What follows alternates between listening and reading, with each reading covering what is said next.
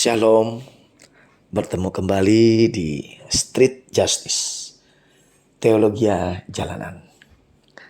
Perkenalkan, nama saya Adi.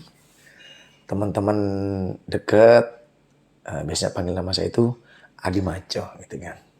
Entah apakah saya benar-benar maco atau cuma sekedar gelar ya.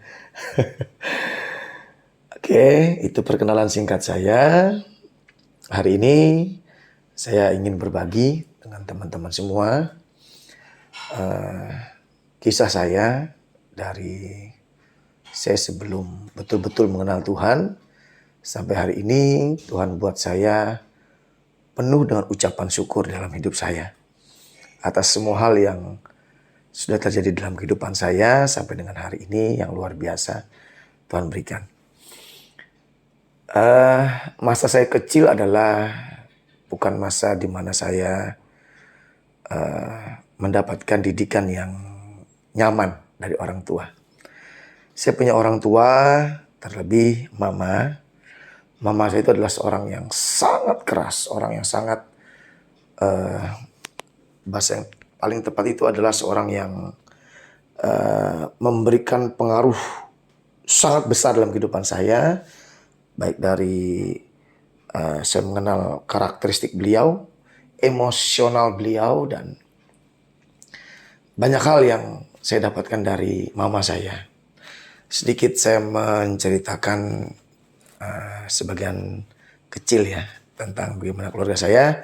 Saya punya papa itu orangnya tidak terlalu banyak omong, orang yang sangat tenang, sangat berbeda dengan mama saya yang betul-betul punya karakteristik yang sangat keras dan sangat dominan. Nah, saya dari kecil itu mendapatkan didikan apabila salah, saya langsung dihukum, saya langsung dipukul. Dipukul itu bukan dipukul di tempeleng gitu ya, tapi betul-betul dihajar dengan tangan terkepal, dengan injakan, artinya ditendang gitu ya. Itu sering saya alami, kekerasan yang berupa fisik kepada saya sedari kecil. Bahkan sampai saya kuliah, saya juga kerap kali mendapatkan perlakuan itu sampai kuliah. Sampai posisi kuliah Bapak Ibu, teman-teman semua. Nah, dampak ini betul-betul saya rasakan ketika dalam perjalanan hidup saya itu seorang yang minder. Kenapa? Karena ketika saya selalu dimarahi, saya selalu dipukul, saya juga orang tua tuh cenderung meluapkan emosi apabila kita dipandang salah di hadapan mereka, dan hal itu membuat saya itu menjadi anak yang pemurung, menjadi anak yang cenderung pendiam gitu ya. Sampai di usia tertentu, kalau teman-teman lihat saya sekarang rasanya nggak mungkin ya. Oh, bro Adi ini nggak mungkin dulu orangnya pendiam. Saya itu dulu orangnya pendiam dan tidak terlalu banyak bicara karena keseharian hidup saya itu ditekan dan betul-betul mendapatkan pressure yang luar biasa dari ibu saya, dari mama saya. Harus seperti apa yang beliau inginkan. Pokoknya nggak bisa salah sedikit itu kita akan dihajar, dipukul gitu kan. Nah, saya itu mulai mengalami perubahan ketika saya kuliah. Ketika saya masuk awal kuliah, saya sudah bosan dengan kehidupan saya. Saya merasa saya disepelekan orang. Saya merasa orang-orang itu kok memandang saya itu sebagai anak. Kalau di sini bahasanya pengecut gitu ya. Anak pengecut. Kamu kok gitu banget gitu kan. Sehingga akhirnya membuat saya itu memiliki karakter yang berbeda. Karena saya tidak ingin dianggap pengecut gitu kan, dianggap seorang anak yang tidak gaul. Saya tiba-tiba memiliki karakter yang berbeda karena saya mengadopsi dari beberapa orang, beberapa tokoh-tokoh juga yang dalam pandangan saya itu orang-orangnya keren, orang-orangnya asik gitu kan, orang-orangnya gaul. Saya rubah semua karakter saya. Rambut saya gondrongin, terus rambut saya karena kuliah boleh gondrong ya, terus rambut saya semir gitu kan, sehingga saya itu betul-betul terlihat dan nampak nakal. Padahal saya tetaplah orang yang sama, tapi saya ingin berontak terhadap orang tua saya yang selalu dan selalu memberikan hukuman demi hukuman dalam kehidupan saya. Nah, dengan adanya pemberontakan itu, orang tua saya, terutama mama saya, semakin menghajar saya. Saya ingat, saya kuliah itu pun, saya tuh kalau dipukul itu bukan tapi ditinju, teman-teman. Tinju, ditendang. Saya tuh betul-betul eh, ya sebuah masa lalu yang sangat buruk ya buat saya. Dalam perjalanan hidup saya menjadi seorang manusia atau orang dewasa, itu saya memiliki pengalaman yang seperti itu. Sehingga akhirnya ketika saya berada di dalam dunia pekerjaan gitu kan, itu terbawa. Saya juga akhirnya memiliki sebuah karakter yang suka membangkang gitu kan. Karena pembangkangan itu terjadi dikarenakan pressure yang terlalu keras. Akhirnya berjalannya waktu, saya menjadi orang yang bahasa yang saya pelajari itu pembangkang, suka membantah, tidak mau dengar-dengaran karena sudah muak dengan kekangan itu. Nah, dalam perjalanannya, suatu ketika saya itu diajak teman saya ke sebuah gereja. Saya dulu itu aktifnya ke sebuah gereja yang konvensional ya, gereja-gereja yang aliran konvensional gitu kan, yang kalau ibadah itu betul-betul nggak boleh ribut gitu kan. Ibadah itu adalah sebuah ibadah yang kusyuk gitu kan. Saya itu dibawa teman saya ke sebuah gereja yang waktu kita datang itu kita sudah disuguhkan dengan musik yang hingar-bingar, tepuk tangan, loncat, menyanyi, sukacita, riang. Saya bingung, ini gereja apa? Ini aliran apa? Itu kan, sehingga akhirnya di dalam kebingungan saya tetap penasaran kan. Saya terus ikuti ibadah itu 1 kali, 2 kali, 3 kali, 4, sampai akhirnya 4-5 kali ya kalau saya kurang lebih ya. Saya lupa ingat. Akhirnya saya baru bisa terbawa ke dalam situasi, ke dalam suasana itu. Nah, itu yang mengajarkan saya melihat Tuhan itu dari sisi yang berbeda. Bahwa sebenarnya kamu mengenal Tuhan itu tidak hanya dari satu sisi saja. Tetapi kamu ada sisi lain yang namanya kamu berada di sebuah aliran yang baru yang mengajak kamu dengan situasi yang berbeda, yang membuat kamu tuh datang sama Tuhan dengan cara yang berbeda pula. Nah, situ akhirnya saya diajarkan untuk mengenal Tuhan secara pribadi, doa secara pribadi, sehingga akhirnya saya belajar dan diajarkan gitu kan untuk mengenal pribadi Tuhan melalui membaca Alkitab. Saya juga diajarkan berpuasa.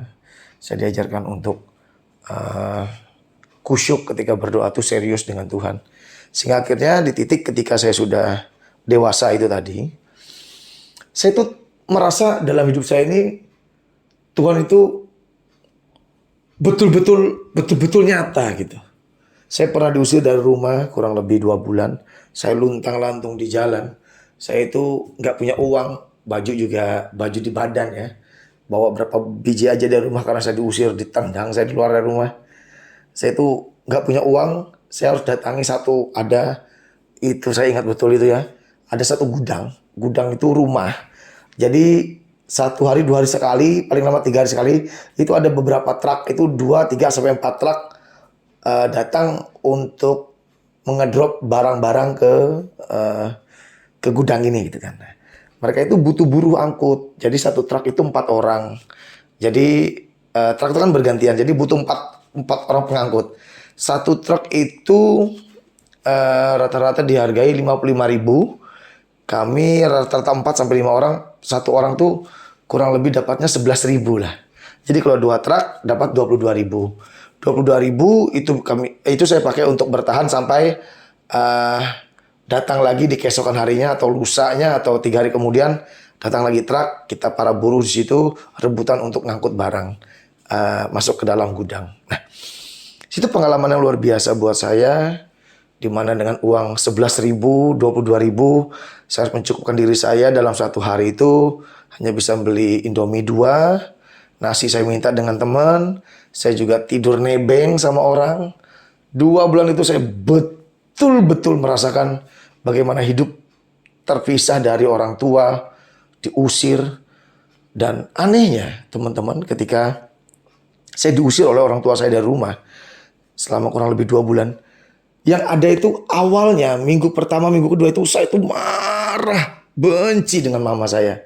Kenapa saya sampai diperlakukan seperti ini? Apakah saya ini anak haram? Kan gitu kan. Ya padahal jelas-jelas muka saya ini persis sama ibu saya. Cuman kan saking emosi gitu kan. Nah, dalam perjalanannya setelah beberapa minggu kemudian tiba-tiba muncul rasa rindu dalam hati ini. Rindu sama papa, rindu sama mama, rindu sama semua orang yang ada di sekeliling kehidupan saya dulu. Sekarang kehidupan saya yang ketika saya keluar dari rumah itu adalah lingkungan di mana premanisme berada. Teman-teman saya itu selesai ngangkut itu kumpul, pupuan dari uang yang beli itu untuk beli minum.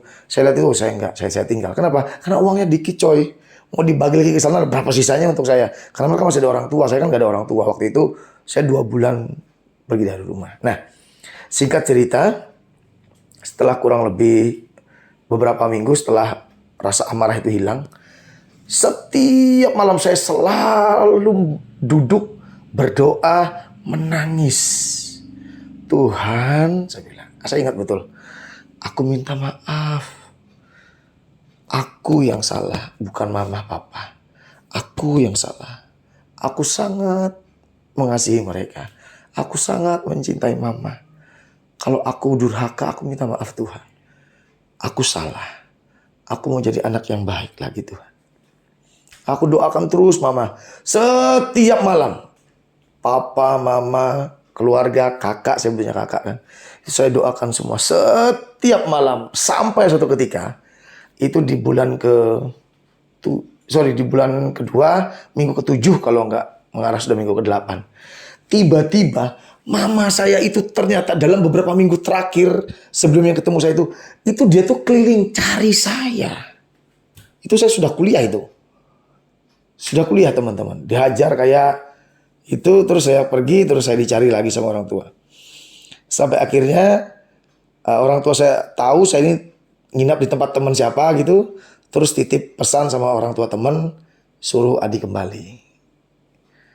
Satu sisi gengsi kan, namanya juga anak muda ya. Satu sisi lagi saya merasa ada perasaan sukacita yang saya nggak bisa gambarkan gitu kan. Sukacita itu yang menggebu-gebu. Nah, akhirnya besoknya saya putuskan saya pulang. Saya pulang terus kebetulan waktu itu handphone sudah ada gitu kan. Sudah ada walaupun handphonenya Sony Ericsson, Nokia 3310 ya waktu zaman saya tahun 2001 2002. Kejadian itu 2002 2003 saya ingat. Nah, papa saya itu punya handphone, saya ke wartel kan saya telepon, "Ah," saya bilang. Diangkat papa saya, "Kamu kenapa kamu pulang?" "Ya, aku mau pulang. Nanti malam jam 9 aku mau pulang. Tolong pintu samping jangan dikunci, aku mau masuk lewat pintu samping." Ya. Janjian sama papa, mama udah tidur. Pulang saya. Dan akhirnya saya kembali ke rumah saya setelah 2 bulan saya merantau. Saya itu ada perasaan terharu, ada perasaan sukacita, gengsi juga ada sama mama. Nah, perjalanan hidup saya akhirnya ketika saya pulang, 2 tahun, teman-teman semua, bapak ibu. Saya tinggal satu rumah tapi tidak pernah mau bicara sama mama saya. 2 tahun. Sampai suatu ketika, ada sebuah kejadian yang membuat saya akhirnya berbicara sama mama saya. Berapa lama kemudian, saya ada sebuah peristiwa di mana peristiwa itu memulihkan kami kembali. Memulihkan hubungan saya sama mama. Saya peluk mama saya suruh dia peluk saya mama. Seingat saya punya pemikiran, saya punya otak, saya punya daya ingat. Dari kecil, saya belum pernah mengingat mama itu pernah peluk aku ini. tolong mama peluk aku, doain aku. Di situ mama saya nangis, mama saya peluk saya. Itu sekitar berapa lama kemudian? Sudah cukup lama dan saya balik. 2 tahun lebih ya.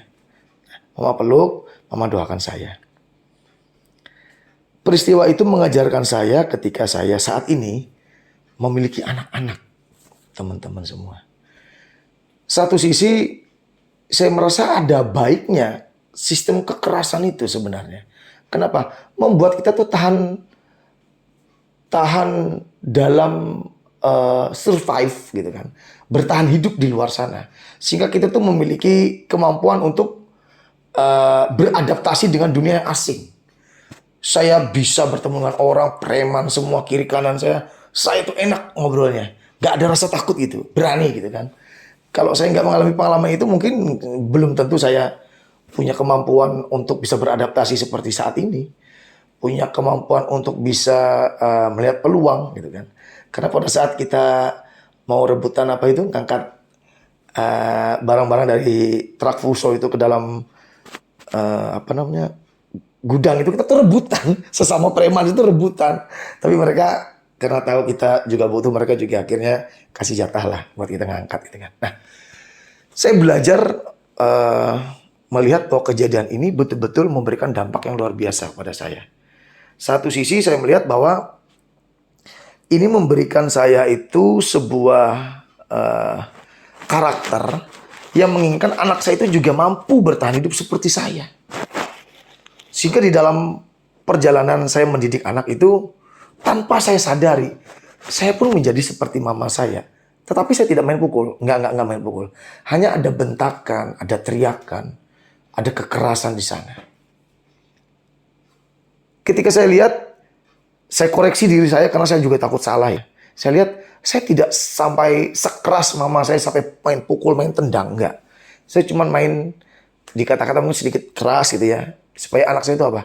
Supaya anak saya itu mengerti yang namanya bagaimana berlaku, yang perempuan harus membantu mama, yang laki-laki bagaimana jadi seorang laki-laki yang bertanggung jawab, bisa dipercaya, dan harus menjadi orang-orang yang cinta Tuhan. Itu saya dengungkan terus setiap hari. Mungkin dalam perjalanannya itu menjadi sesuatu yang cukup keras bagi anak-anak saya. Sehingga ketika istri saya kemarin ngobrol, Papa terlalu keras ngajar anak-anak. Coba Papa lihat, anak kita yang pertama sedikit agak murung setelah Papa marahin. Anak yang kedua juga agak takut sama Papa. Itu membuat saya tersadar bahwa sebenarnya saya pun mulai menyerupai sosok mama saya yang keras itu kan.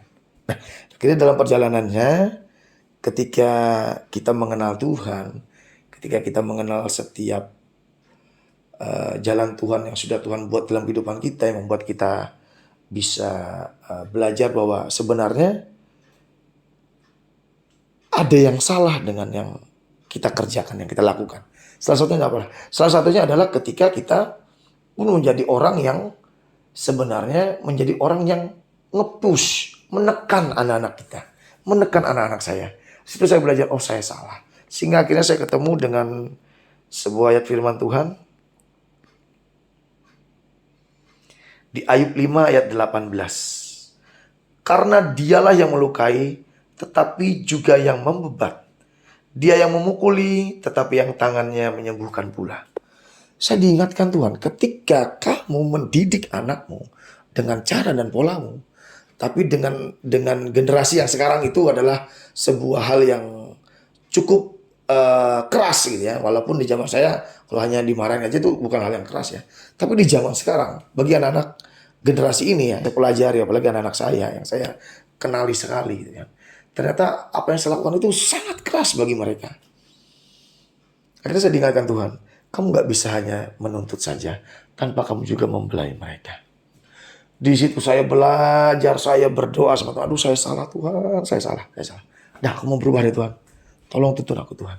Akhirnya dalam perjalanannya saya berusaha untuk mendekat kepada anak saya yang perempuan.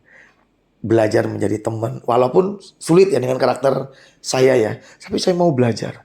Saya tanya sama istri, "Ma gimana caranya Ma? Kamu harus punya waktu berdua sama anakmu." Ya udah, Ayo nak, yang cewek, jangan temenin papa yuk, kita ke kafe yuk. Temenin papa bentar. Papa nih aneh-aneh. Udah temenin papa.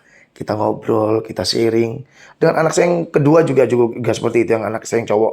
Kadang saya ambil waktu berdua, kami berjalan berdua. Dan anak pertama juga sama.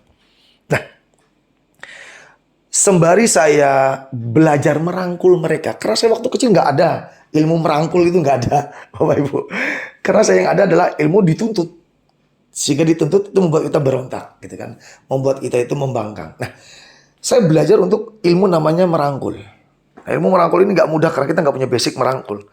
Tetapi dalam perjalanan hidup ketika ada cinta Tuhan, ada cinta keluarga, Tuhan akan memberikan hikmat bagaimana cara merangkul yang benar. Dan puji Tuhan, sampai hari ini saya melakukan rangkulan itu walaupun seringkali saya juga diingatkan istri saya, "Pak, rangkul lagi, dipeluk lagi mereka." Ya, aku mau peluk dan rangkul mereka. Jadi istri saya juga mengingatkan saya, takut saya lupa ketika saya menasehati dengan cara, ya mungkin bagi sebagian orang itu menekan, tapi buat saya itu menasehati. Saya diingatkan istri saya, "Pak, kayaknya anak-anak butuh dirangkul." "Oh iya, makasih, aku rangkul."